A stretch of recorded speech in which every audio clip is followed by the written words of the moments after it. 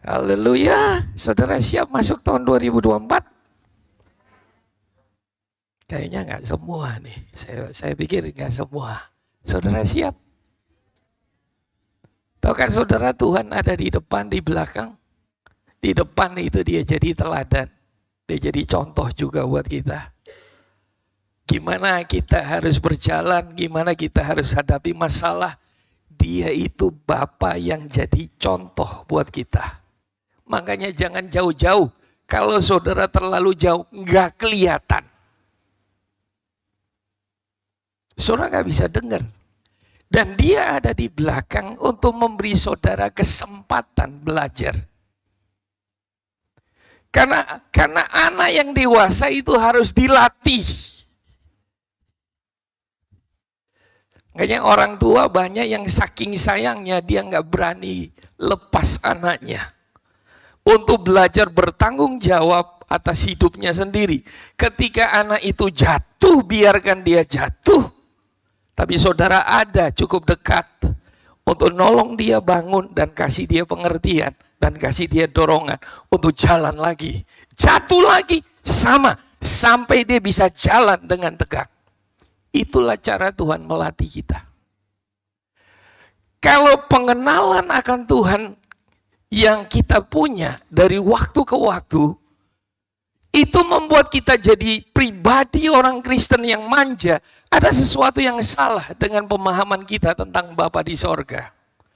So, saya percaya Bapa mengasihi kita apa adanya.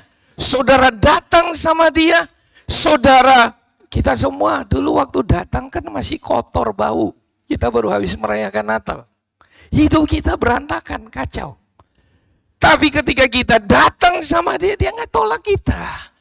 Dia mau lahir di dalam kita, tinggal dalam kita untuk beresin semua masalah kita.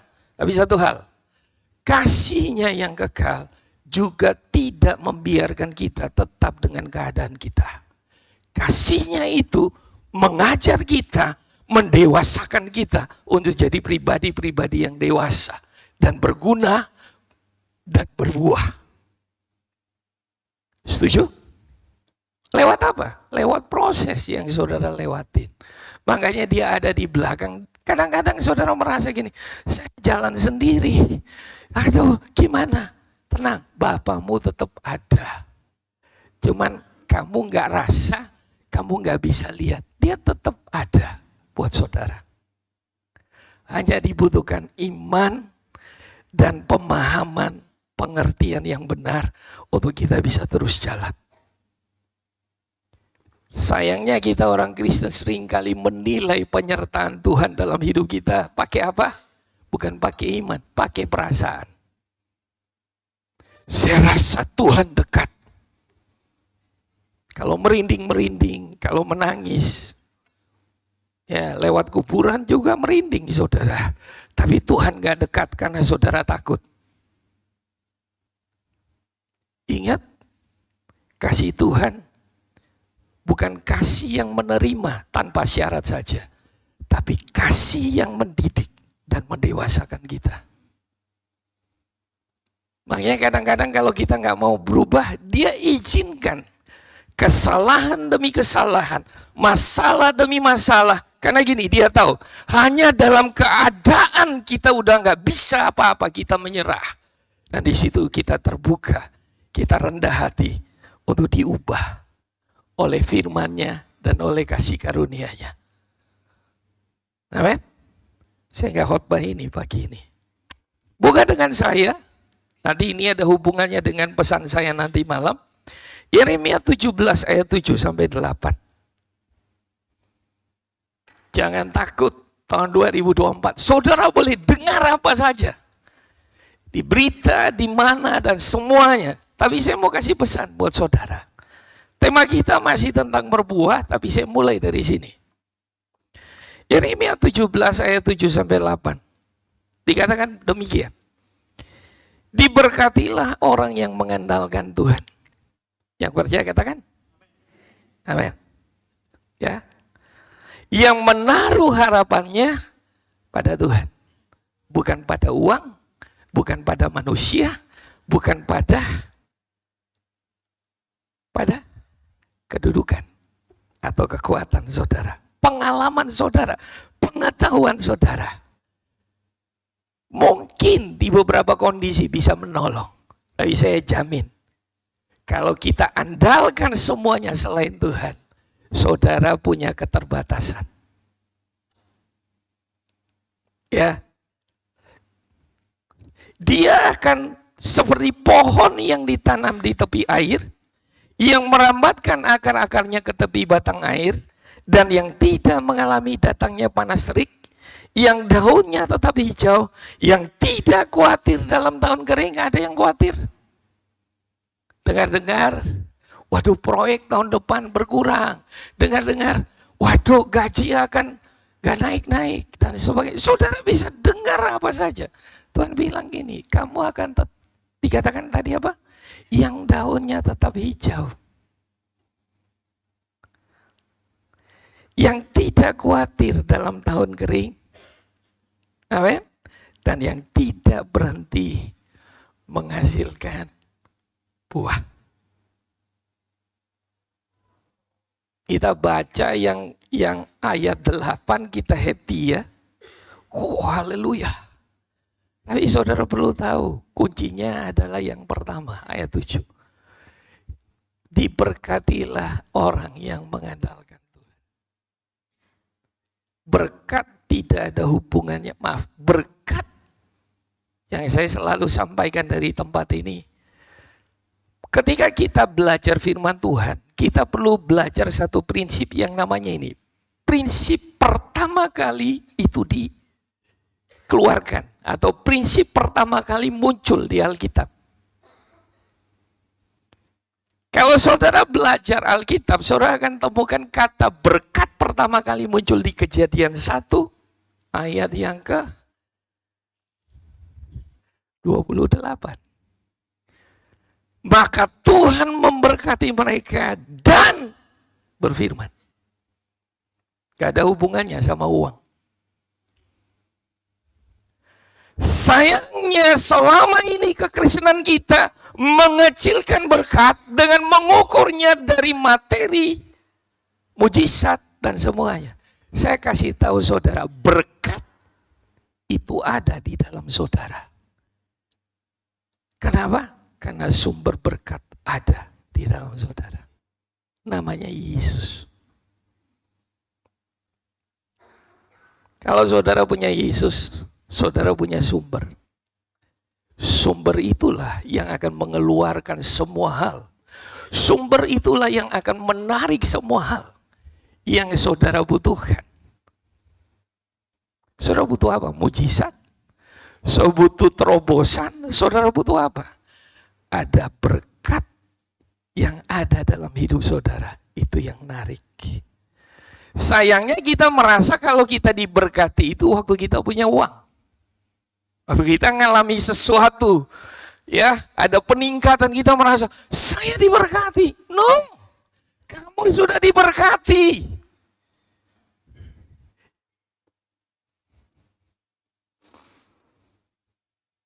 Amin. Pemahaman kita yang perlu dibenerin. Diberkatilah orang yang mengandalkan Tuhan, yang menaruh harapannya pada Tuhan. Mengandalkan Tuhan itu bukan cuma saudara berdoa. Berdoa itu penting. Berdoa itu sangat penting. Tapi bukan berdoa sekedar rutinitas, doa makan, doa tidur. Apalagi berdoa ketika saudara membangun hubungan dengan Tuhan. Saudara ngomong dengan Dia.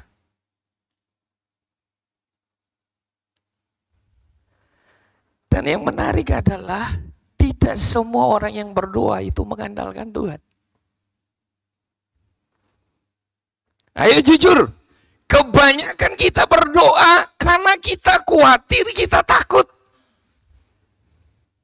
Saya jujur, saya termasuk.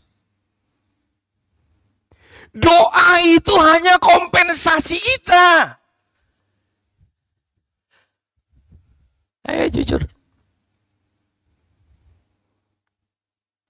Tapi Tuhan mau ketika kita berdoa, Karena kita percaya, kita menaruh harapan kita pada Dia. Bahkan di tengah-tengah musim kekeringan, di tengah-tengah badai dan semuanya, saudara tetap menaruh pengharapan saudara pada Dia. Amin. Mengandalkan Tuhan. Saudara, artinya saudara menaruh harapan saudara pada Dia. Jadi kita orang karismatik atau orang Pantekosta itu kalau mengartikan mengandalkan Tuhan apa? Berdoa. Gak salah dengan doa. Ini yang saya pingin saudara untuk lebih punya pemahaman yang lebih luas.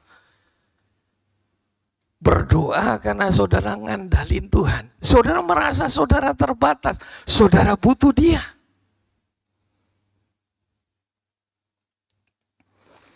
Nah, apa artinya mengandalkan Tuhan? Artinya gini, hidup kita berserah sama Dia, dan kita mau belajar hidup kita selaras dengan Dia.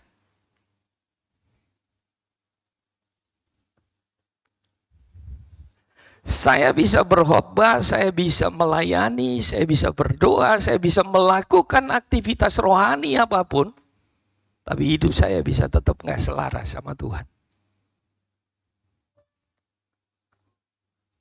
Pikiran saya, cara berpikir saya, sikap hati saya, motivasi hati saya, cara hidup saya bisa gak selaras dengan Tuhan. Apa yang Tuhan mau? Saya percaya bahwa orang yang mengandalkan Tuhan, dia akan rindu supaya hidupnya terus semakin hari, semakin selaras dengan Tuhan. Kita suka bilang sama anak kita, jadi dirimu sendiri. Kalau sampai di situ masih salah. Karena Tuhan gak pernah ciptakan kita untuk jadi kayak diri kita. Saudara ngomong, jadi seperti dirimu sendiri. Seperti apa yang Tuhan mau atas hidupmu. Saudara harus hati-hati. Hari-hari ini ada begitu banyak informasi yang beredar di media. Dan itu bisa menjebak kita. Statement-statement, kalimat-kalimat motivasi yang kelihatannya baik, benar. Tapi ternyata itu gak sesuai. Just be yourself.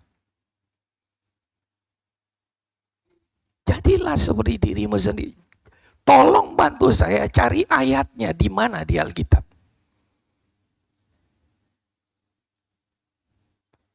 Karena Kejadian 1 dimulai di ayat 26 sampai 28. Tuhan menciptakan kita dari semula untuk jadi serupa dengan Dia.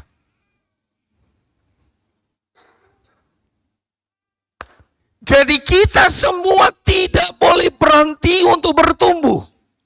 Tidak boleh berhenti untuk berubah.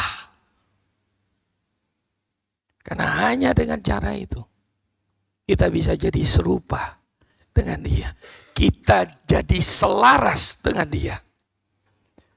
Ketika saudara selaras dengan Dia, saudara gak perlu takut tahun kering. Karena pikiran saudara, cara pandang saudara, itu sama kayak Tuhan melihat. Apa yang seringkali membuat kita gagal? Saudara, seringkali respon kita yang salah.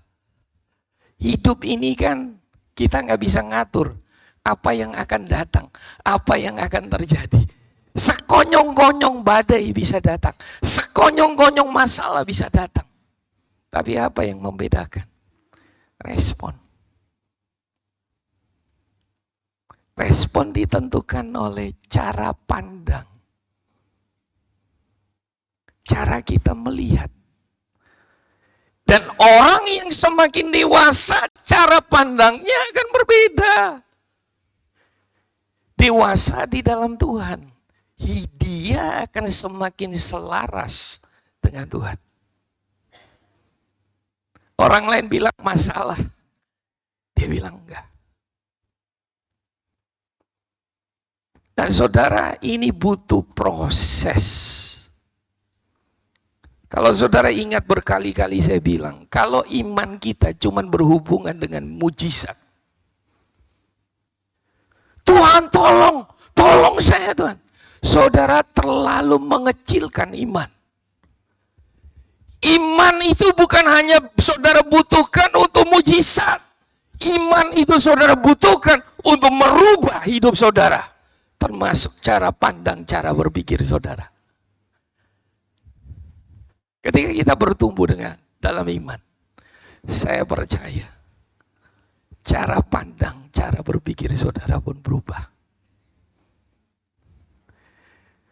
Karena waktu saudara hidup dengan iman, saudara berjalan dengan iman, bertumbuh dengan iman, saudara bisa melihat apa yang Tuhan lihat.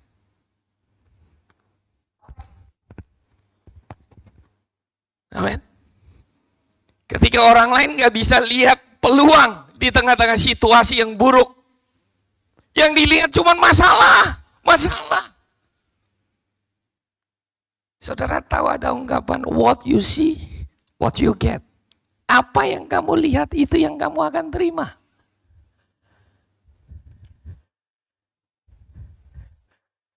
Iman menolong saudara bisa melihat. Amin. Dan selaras di sini, hubungannya sama saudara belajar berbuah. Berbuah itu hanya bisa terjadi waktu saudara belajar hidup kita selaras dengan Tuhan. Ini yang saya mau ngomong sama saudara. Kita lihat Yohanes 15 ayat 1 sampai ayat yang ke-5. Saudara masih oke? Masih oke? Yang oke coba begini supaya saya semangat. Ya. Karena nanti malam saya share lagi buat saudara, jadi tolong kasih saya semangat. Ya. Oke. Yohanes 15 ayat 1. Akulah pokok anggur yang benar dan Bapakkulah pengusahanya.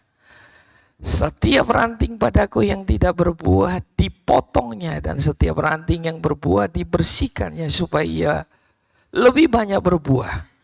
Kamu memang sudah bersih karena firman yang telah kukatakan kepadamu. Tinggallah di dalam aku dan aku di dalam kamu. Sama seperti ranting tidak dapat berbuah dari dirinya sendiri kalau ia tidak tinggal pada pokok anggur. Demikian juga kamu tidak berbuah jikalau kamu tidak tinggal di dalam aku. Akulah pokok anggur dan kamulah ranting-rantingnya. Barang siapa tinggal di dalam aku dan aku di dalam dia, ia berbuah banyak. Sebab, baca sama-sama kalimat terakhir, sebab di luar aku kamu tidak dapat berbuat apa-apa. Ada amin. Kita ini nothing tanpa Tuhan. Jadi saya mau kasih tahu saudara, kesuksesan tanpa Tuhan nol. Usaha prestasi saudara tanpa ada Tuhan di sana, saudara nol, kosong. Perhatikan, orang bisa berhasil sukses di mata manusia, dia punya segalanya. Tapi kalau nggak ada Tuhan dalam hidupnya, dia kosong. Nol. Coba bikin gini. Lalu bilang ini, nol. Ya. Supaya kita ingat. Nah, apa yang kita belajar? Berbuah itu terjadi karena saudara tinggal dalam Yesus. Sama dengan kata mengandalkan Tuhan. Saudara tinggal dalam Yesus artinya saudara belajar untuk hidup saudara selaras dengan Dia.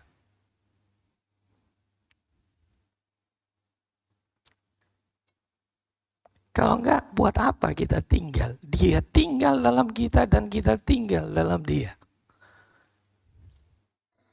Selain dari dalam kita mulai belajar mengatur hati kita, pikiran kita, sikap kita, cara pandang kita, yang akan berpengaruh pada cara hidup kita, untuk mulai kita rubah selaras dengan Dia. Saudara perhatikan kenapa banyak masalah terjadi dalam hidup kita.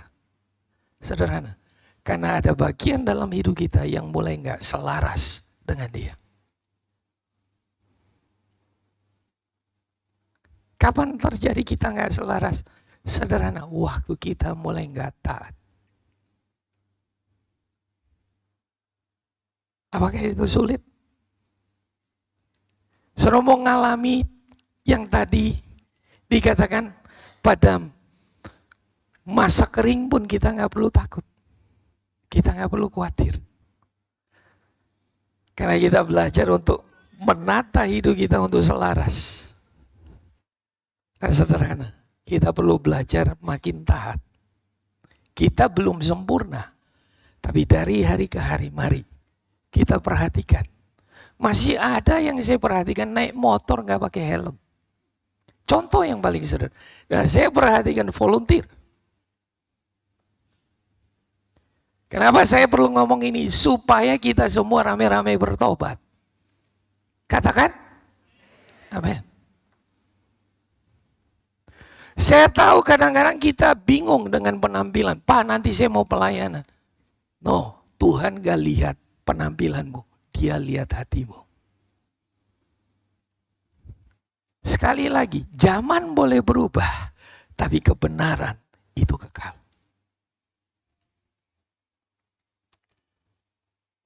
Saudara mau berbuah? Saudara mau berhasil?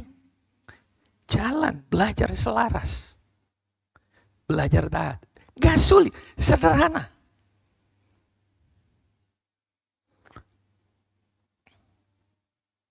Amin.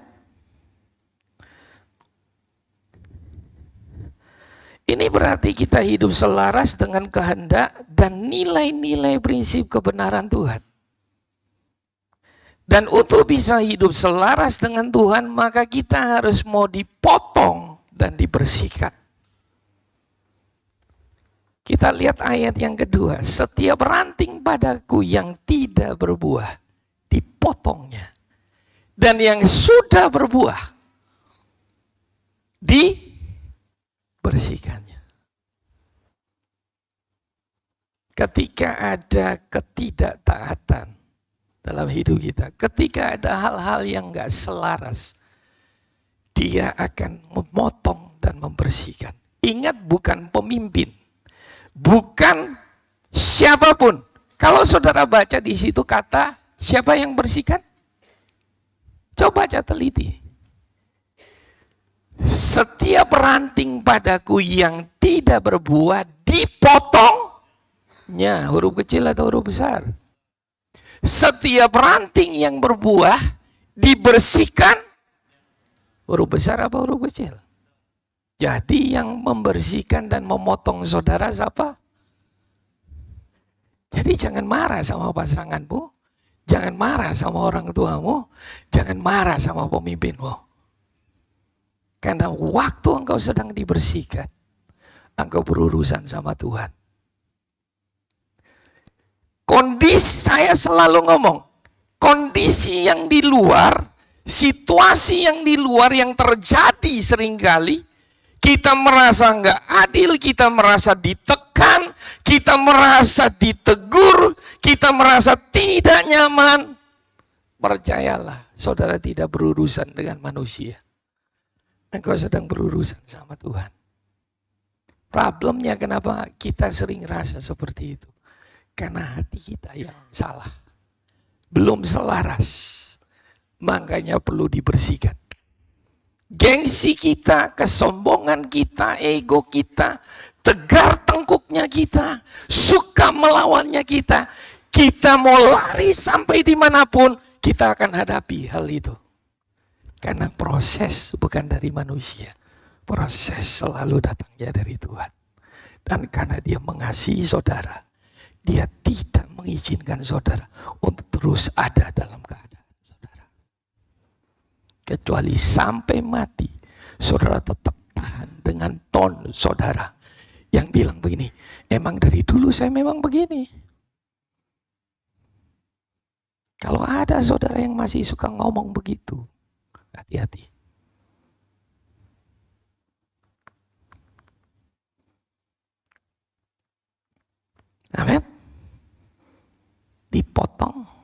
dan dibersihkan. Tujuannya apa? Supaya saudara bisa selaras. Dan waktu saudara selaras, berbuah itu sesuatu yang normal. Kadang-kadang kita berpikir yang baik. Pikiran yang baik belum tentu benar. Apalagi itu bukan lahir dari firman atau dari Tuhan. Itu hanya pikiran baikmu semata. Sebagai pengusaha, sebagai orang tua, sebagai karyawan, bahkan sebagai hamba Tuhan. Makanya kadang-kadang Tuhan perlu proses kita, bersihkan kita, potong kita. Maafkan saya kalau saudara merasa waktu saya ngomong ini kayak hati saudara diiris-iris. Telinga saudara panas. Dan hati saudara seperti terbakar. Tapi itulah kasih Tuhan yang sebenarnya. Setuju? Dan waktu saudara dipotong dan dibersihkan. Tujuan, disitulah kita mulai belajar selaras. Tujuan kita berubah jadi tujuannya Tuhan. Pikiran kita yang biasa kita mikir, oh ini pasti begini. Ternyata enggak.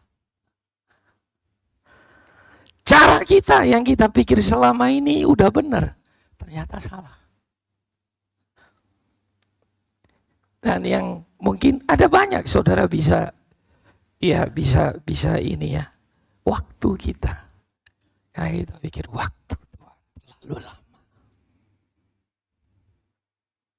Saya percaya bahwa Sarah belajar dari pengalamannya ketika dia nggak sabar. Saudara masih ingat? Nunggu lama.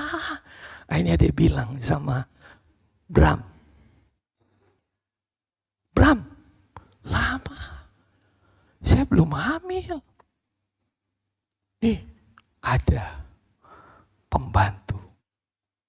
Tapi masih kinclong. Masih subur. Ini. Enggak dikasih 1, 2 loh.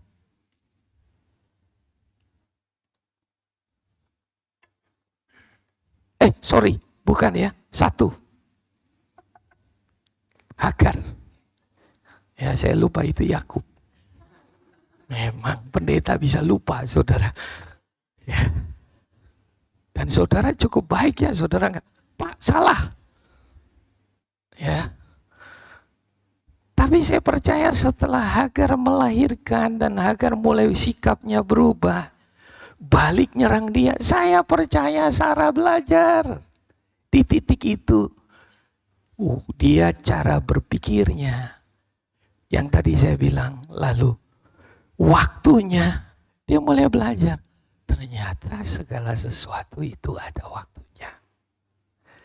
Bukan waktunya saya. Halo, yang suka main cepat, termasuk saya. Istri saya sering bilang, sabar. Kalau enggak, saya biasa ngegas terus, saudara. Wus. Saya bersyukur saya dikasih istri yang suka ngerem.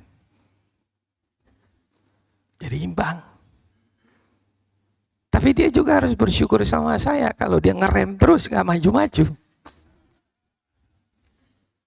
Itu namanya kombinasi yang bagus. Kombinasi yang indah. Amin. Nah, tapi saya mau ngomong ini. Mari kita belajar selaras. Mungkin di tahun ini banyak kita yang akhirnya kejebak pada kondisi yang sulit. Karena kita terlalu cepat. Kita pengen cepat. Yang lainnya sudah bagus. Tapi cuma satu hal. Terlalu cepat. Setuju? Jomblo-jomblo, jangan terlalu cepat. Hanya jomblo-jomblo yang ngerti pesan saya ini. Dia selalu. Perkataan itu hanya buat Charles, saya percaya.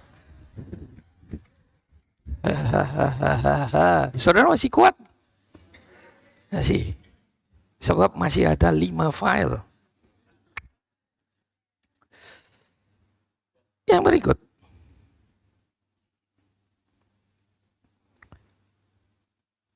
Kita kita lihat Yohanes 15 ayat 8. Hari ini saya banyak aja saudara berpikir. Lalu kita refleksi 1 tahun. Ya, dalam hal inilah Bapakku dipermuliakan, yaitu jika kamu berbuah banyak, dan dengan demikian, kamu adalah murid-muridku. Dalam hal ini, Bapakku dipermuliakan, yaitu jika kamu berbuah banyak. Penekanan saya bukan berbuah banyak. Penekanan saya, Bapakku dipermuliakan. Waktu saya dan saudara berbuah, waktu kita mulai mengalami peningkatan, waktu kita mulai mengalami yang namanya kesuksesan, kita mulai mencicipi sedikit demi sedikit. Tuhan mulai angkat kita. Pertanyaannya sederhana, siapa yang dapat kredit? Siapa yang dapat nama waktu kamu terima promosi? Waktu kamu jadi anggota dewan, waktu kamu jadi pejabat, waktu kamu pengusaha berkembang tambah besar. Siapa yang dapat kredit? Karena Alkitab bilang, waktu kita berbuah banyak, seharusnya siapa yang dipermuliakan? Tuhan. Nah, saya tulis begini. Ketika kita berbuah, siapakah yang diuntungkan? Siapakah yang dipermuliakan? Sebab tidak semua keadaan di mana kita sukses dan kaya yang bisa kita capai di saat itu kita mempermuliakan Tuhan. Bahkan maaf, seringkali dia dipermalukan dalam situasi itu. Orang di depan kita tepuk tangan, oh dia hebat, oh dia begini. Saudara di belakang diceritain. Mungkin bukan yang diceritain, bukan uangnya, bukan posisinya, tapi diceritain. Kamu tahu nggak? Dia gitu, kamu tahu nggak? Bisa ngomongin keluarganya, bisa ngomongin macam-macam. Caranya di pekerjaan yang salah, dia omongin semua. Nah, saya berdoa, saudara, saya nggak minta saudara pulang langsung berubah, please. Yang saudara bisa mulai rubah pelan-pelan. Tuhan sabar, tapi dia pengen saudara dan saya berubah sedikit demi sedikit. Yang saudara bisa rubah. Kemalasan kita, keegoisan kita, apalagi kita rubah.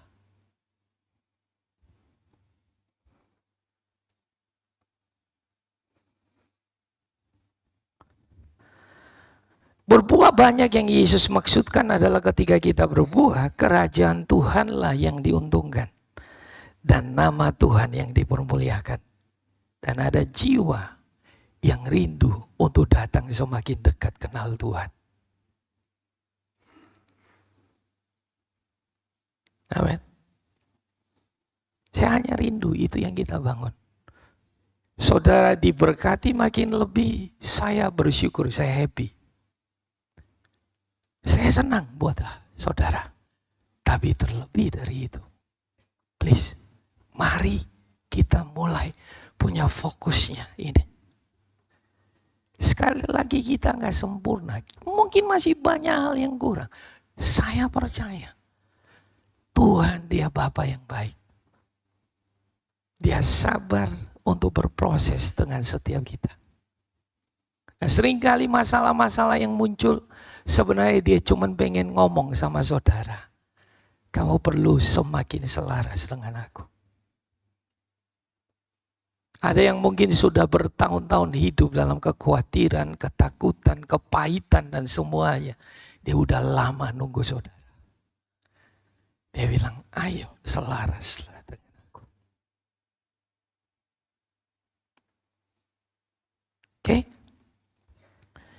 Yang terakhir.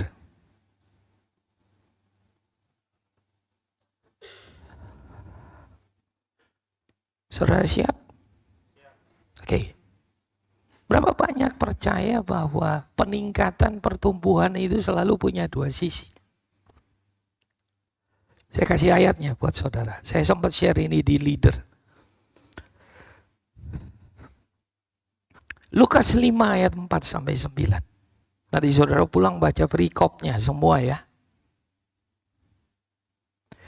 Setelah selesai berbicara, Lukas 5 ayat 4 sampai 9. Setelah selesai berbicara, Yesus berkata kepada Simon, bertolaklah ke tempat yang dalam dan tebarkanlah jalamu untuk menangkap ikan. Simon menjawab, Guru, telah sepanjang malam kami bekerja keras dan kami tidak menangkap apa-apa. Tetapi karena engkau menyuruhnya, aku akan menebarkan jala juga. Di awal, Simon belum menangkap apa yang Yesus maksud. Pikiran dia, pengertian dia belum selaras dengan Tuhan. Ya, apalagi dia sudah semalam-malaman buang jala dan dia nggak dapat apa-apa. Seringkali waktu kita gagal, kita langsung putus asa dan kita bilang, sudahlah, nggak ada harapan. Keadaan nggak akan bisa lebih baik lagi. Kalau ada pagi ini yang hadir punya pemikiran seperti itu, saya mau kasih tahu saudara, 2024, Tuhan bisa buat yang jauh lebih luar biasa. Dia bisa gantikan kegagalan yang saudara alami di 2023. Tapi, saya nggak mau saudara simsalabim. Saudara harus belajar untuk berubah. Belajar selaras dengan dia. Nah kita lihat. Dan setelah mereka melakukannya, mereka menangkap sejumlah besar ikan sehingga jala mereka mulai koyak. Lalu mereka memberi isyarat kepada teman-temannya di perahu yang lain supaya mereka datang membantunya. Dan mereka itu datang, lalu mereka bersama-sama mengisi kedua perahu itu dengan ikan hingga hampir tenggelam. Ketika Simon Petrus melihat hal itu, ia pun tersungkur di depan Yesus dan berkata, Tuhan, pergilah daripadaku karena aku ini seorang berdosa. Ayat 9 baca sama-sama. Sebab ia dan semua orang yang bersama-sama dengan dia takjub oleh karena banyaknya ikan yang mereka tangkap. Seringkali kita ada di sisi takjubnya. Ketika Tuhan buat pelipat gandaan, ketika Tuhan buat pertumbuhan, ketika Tuhan memberkati kita sampai kita takjub. Coba saudara, takjub itu gimana? Ya, takjub. Tapi saudara tahu, ternyata pertumbuhan berkat itu punya dua sisi, bukan cuma sisi takjub. Tahukah saudara itu punya sisi masalah? Sebab semua pertumbuhan, semua buah hasil dari pertumbuhan selalu punya sisi ini. Masalah. Waktu mereka dapat ikan yang banyak, dibilang apa? Jala mereka mulai koyak.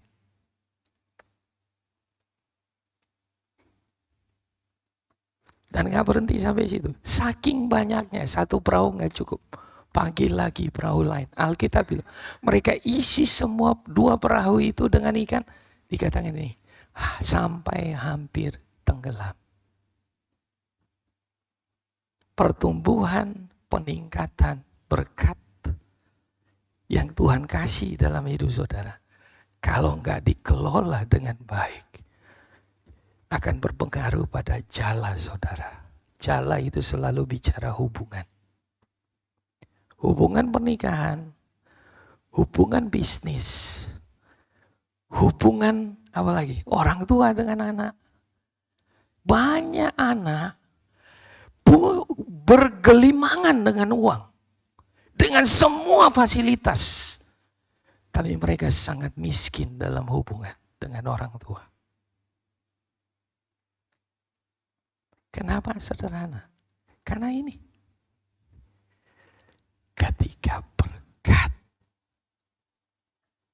gak bisa dikelola dengan baik, maka kita akan mengorbankan hal-hal yang esensi dan yang terpenting dalam hidup kita. Dan kalau kita nggak berubah, jangan heran, kapal kita akan tenggelam.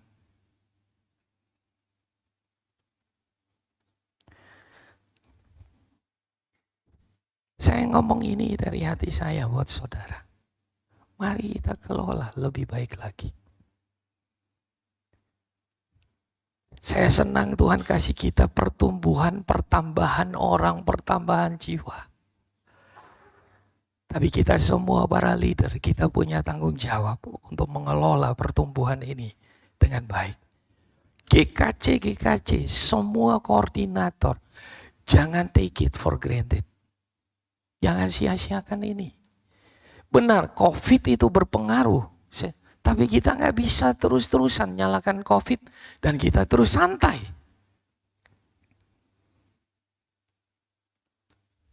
Amin. 2024 saya sangat berharap. Mari kita belajar untuk lebih baik lagi. Yang terakhir, Amsal 10 ayat 22. Lalu setelah itu saya undang teman-teman PAW untuk naik. Ini ayat yang terkenal. Berkat Tuhanlah yang menjadikan kaya. Amin. Saudara percaya? Saudara nggak percaya. Nggak percaya saudara. Apakah berkat Tuhan yang menjadikan saudara kaya? Bukan koneksi saudara? Bukan? Yakin? Yakin? Amin. Susah payah tidak akan mendambahinya. Satu ayat lagi, Amsal 13 ayat 11. Saya baca dari terjemahan The Message. Agak sedikit beda. Amsal 13 ayat 11. Yang mudah datang akan mudah pergi. Easy come, easy go. Tetapi kerajinan yang tetap. Kalau salah satu yang lain diterjemahkan ketekunan yang tetap. Kerajinan yang konsisten akan membuahkan hasil. Apa pesan yang saya ingin ngomong sama saudara? Sederhana. Dari ayat ini kita belajar ada dua hal untuk saudara bisa jadi kaya. Yang pertama berkat Tuhan yang jadikan kaya, atau susah payah yang bikin saudara kaya. Lalu saudara bilang, Pak, berarti kita diberkati, kita nggak perlu susah payah ya? Bukan itu maksudnya. Ini bicara apa yang saudara percaya dan apa yang jadi pendorong buat saudara bekerja. Kalau saudara didorong karena saudara percaya berkat Tuhan yang menjadikan kita kaya, saudara akan belajar untuk selaras dengan Dia. Dalam semua hal yang saudara rencanakan, sampai kita jalankan, waktu kita hadapi masalah, kita akan selalu bertanya, Tuhan kira-kira ini gimana? Apakah akan selalu mulus? Enggak, saya percaya. Saudara akan belajar jatuh dan bangun. Tapi saya jamin satu hal. Berkat Tuhan itu yang akan buat saudara naik. Dan saudara nggak perlu mengorbankan hal-hal yang penting. Yang mendasar dalam hidup saudara. Kenapa? Karena saudara tahu berkat Tuhan yang jadikan saudara kaya. Tapi kalau saudara punya kepercayaan bahwa saya bisa berhasil, saya meningkat, saya jadi kaya, sukses. Karena saya kerja, saya harus banting tulang, saya harus susah payah. Makanya saudara mengorbankan, jala saudara mulai koyak.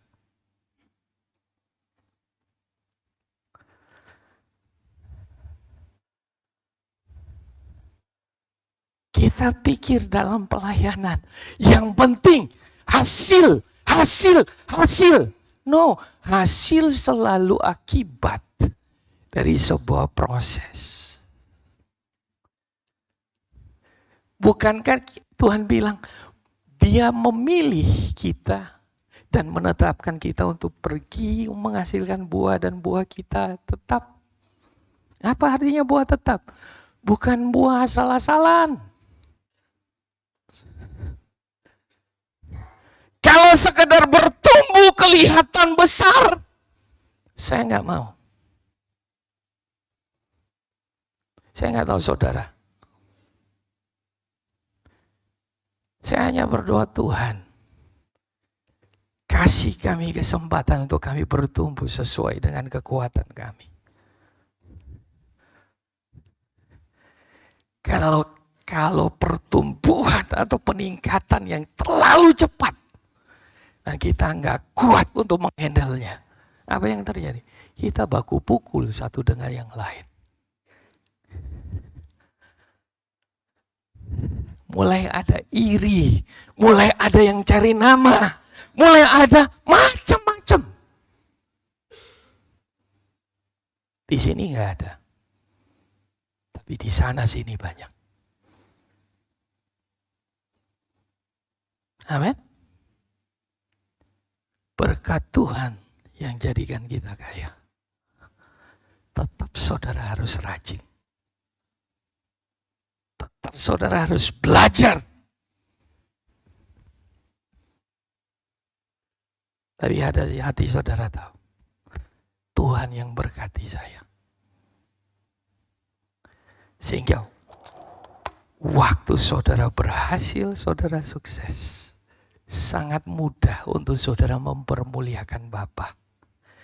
Dan orang-orang yang ada di sekeliling saudara, yang kerja sama saudara, yang berhubungan bisnis, relasi saudara, waktu mereka lihat, mereka bilang gini, sungguh Tuhan ada sama-sama orang ini. Dan yang lebih luar biasa, waktu mereka lihat penyertaan Tuhan dalam hidupmu, mereka pun pengen hal itu.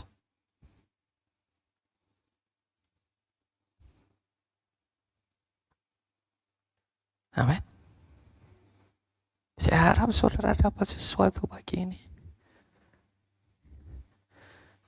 Setuju? Jadilah seperti pohon yang tumbuh di tepi aliran air. Itu bicara apa? Kita tumbuh dekat Tuhan. Dia sumber air kehidupan.